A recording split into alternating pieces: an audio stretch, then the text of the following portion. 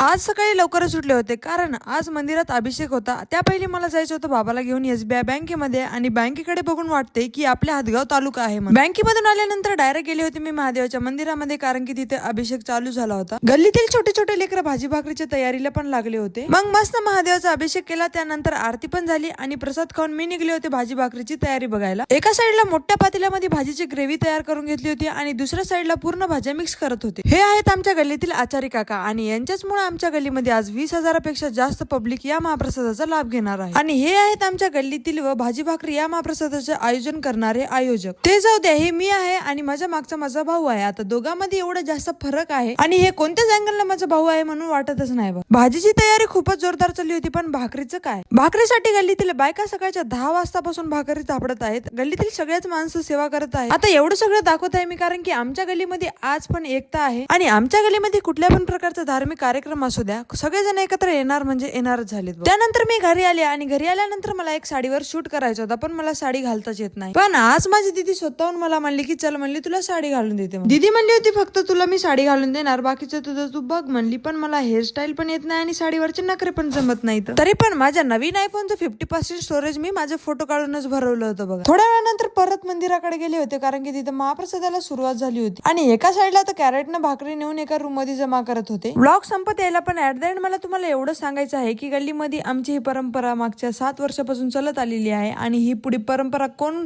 चालवणार किंवा चालवणार नाही ह्याची काही माहिती नाही, पण ही परंपरा चालायलाच पाहिजे. गल्लीतील माणसांनी त्यांच्या वेळेतला वेळ देऊन या महाप्रसादाचं आयोजन केलं होतं आणि पुढच्या वर्षी कोण करेल काय माहिती नाही बघा. आणि मी सकाळपासून उपाशी होते कारण की मला या भाजी भाकरीचा लाभ घ्यायचा होता आणि पोट भरून भाजी भाकर खायची होती कारण की हे वर्षामध्ये फक्त एकदाच बनते. बाकी तुम्ही या महाप्रसादाचा लाभ घेतला की नाही कमेंट मध्ये नक्की सांगा.